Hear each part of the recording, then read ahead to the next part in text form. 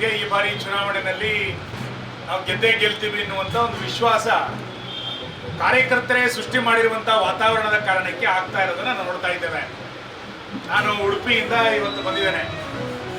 ನನಗೆ ಉಡುಪಿಯಿಂದ ಹೊರಡಬೇಕಾದ್ರೆ ಎಲ್ಲರೂ ಕೇಳ್ತಾ ಇದ್ರು ದಾವಣಗೆರೆ ಏನಾಗುತ್ತೆ, ಬಾಗಲಕೋಟೆ ಏನಾಗುತ್ತೆ ಅಂತ.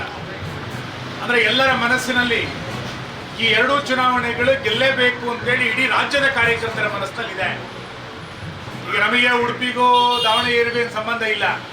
ಇಲ್ಲಿ ದಾವಣಗೆರೆನಲ್ಲಿ ಬಿಜೆಪಿ ಗೆದ್ದರೆ ನಮ್ಮೂರಿಗೇನು ಆಗುತ್ತೆ ಅಂತ ಏನಿಲ್ಲ. ಆದರೆ ನಮ್ಮೂರಿನ ಕಾರ್ಯಕರ್ತರಿಗೂ ಕೂಡ ಆಸೆ ಏನು ಅಂತ ಕೇಳಿದ್ರೆ ಬಾಗಲಕೋಟೆ ಮತ್ತು ದಾವಣಗೆರೆ ಚುನಾವಣೆ ಎರಡನ್ನೂ ಕೂಡ ಗೆದ್ರೆ ರಾಜ್ಯದಲ್ಲಿ ಒಂದು ಹೊಸ ವಾತಾವರಣ ಬಿಜೆಪಿಯ ಪರವಾಗಿ ನಿರ್ಮಾಣ ಆಗುತ್ತೆ. ಇನ್ನು 2 ವರ್ಷದಲ್ಲಿ 28ಕ್ಕೆ ಸಾರ್ವತ್ರಿಕ ಚುನಾವಣೆಗಳು ಬರುತ್ತೆ. 28ರ ಚುನಾವಣೆಗೆ ಬಿಜೆಪಿ ಮತ್ತೊಮ್ಮೆ ಅಧಿಕಾರಕ್ಕೆ ಕರ್ನಾಟಕದಲ್ಲಿ ಬರಬೇಕು ಅಂತಾದ್ರೆ ಈ 2 ಚುನಾವಣೆಗಳು ಬಹಳ ಮಹತ್ತರವಾದಂಥ ಕಾಲಘಟ್ಟ. ಇದು ಒಂದು ಹೊಸ ತಿರುವನ್ನ ಈ ಚುನಾವಣೆಯ ಫಲಿತಾಂಶ ಕೊಡುತ್ತೆ. ಕೇವಲ ಶ್ರೀನಿವಾಸ್ ಗೆಲ್ತಾರೆ ಅಷ್ಟಕ್ಕೆ ಮಾತ್ರ ಸಮಾಧಾನ ಅಲ್ಲ. ಶ್ರೀನಿವಾಸ್ ಗೆಲ್ಲೋದ್ರ ಜೊತೆನಲ್ಲಿ ಈ ರಾಜ್ಯ ಸರ್ಕಾರದ ಪತನ ಆರಂಭ ಆಗುತ್ತೆ ಅನ್ನೋದನ್ನ ನಾವು ನೆನ್ಪಿಟ್ಕೋಬೇಕು ಈ ಚುನಾವಣೆಯ ಗೆಲುವು. ಹಾಗಾಗಿ ಒಬ್ಬ MLAನ ಬಿಜೆಪಿ MLAನ ಆಯ್ಕೆ ಮಾಡಿಕೊಡೋದ್ರ ಜೊತೆನಲ್ಲಿ ಸರ್ಕಾರದ ಪತನವೂ ಕೂಡ ಪ್ರಾರಂಭ ಆಗುತ್ತೆ ಏಕಕಾಲದಲ್ಲಿ.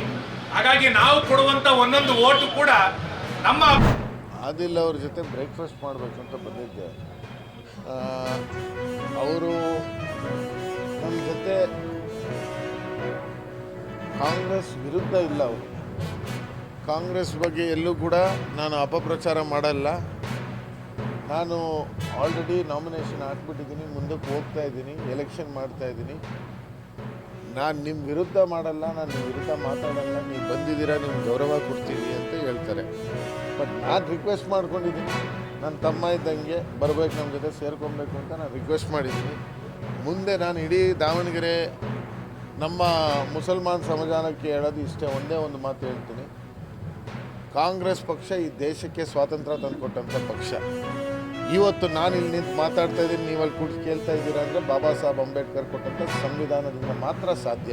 ಆ ಸಂವಿಧಾನವನ್ನು ಎತ್ತಿಡೋ ಕೆಲಸ ರಾಹುಲ್ ಗಾಂಧಿ ಅವರು ಮಾಡ್ತಾ ಇದ್ದಾರೆ, ನಮ್ಮ DK ಶಿವಕುಮಾರ್ ಅವ್ರು ಮಾಡ್ತಾ ಇದ್ದಾರೆ, ಸಿದ್ದರಾಮಯ್ಯ ಅವ್ರು ಮಾಡ್ತಾ ಇದ್ದಾರೆ. ಅದಕ್ಕೆ ನಮ್ಮ ಜೊತೆ ಕೈ ಜೋಡಿಸಿ ಅಂತ ಆದಿಲ್ ಹತ್ರ ಕೇಳ್ಕೊಂಡಿದ್ದೀವಿ.